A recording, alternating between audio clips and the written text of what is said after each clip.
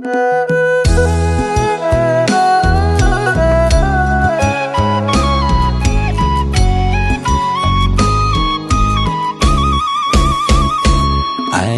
តមបណ្ឌិតហ៊ុនម៉ាណែតកលបុត្រត្រដែតកិត្តិយសថ្លៃថ្លាប្រជាគាំទ្រទូទាំងរដ្ឋាក្នុងក្រៅសីមា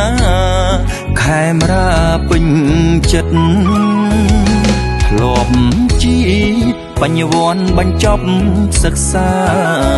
យោធាសាលា West Point ល្បីពិតព្យាយាមរៀនសូត្របានដល់បណ្ឌិតចេញចាំគូគិតគុំនិតសេដ្ឋកិច្ច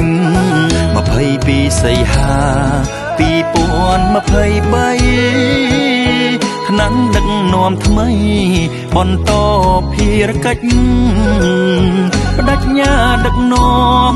ទៅមុខជានិច្ចកូនចាំមិនភ្លេចបណ្ដាំលោកពុកហ៊ុនម៉ាណែតនាយករដ្ឋមន្ត្រីថ្មីក្មេងចាំងប្រុសស្រីកងក្ដៅទំនុកចំណេះជំនាញលោកប្រើមិនຕົកថ្ងៃនេះទៅមុខរៀបរួមសុខសាន្ត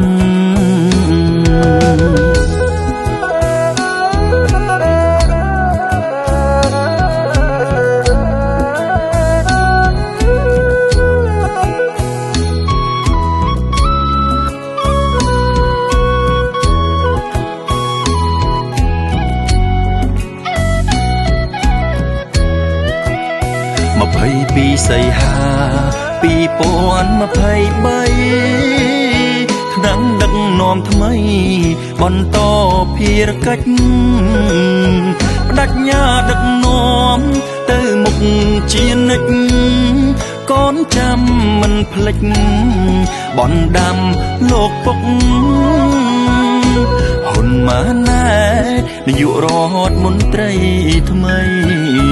ក្មេងចាំងប្រុសស្រីកក់ក្ដៅទំនុកចំណេះជំនាញលោកប្រើមិនຕົកថ្ងៃនេះទៅមុខរៀបរួមសុខសាន្ត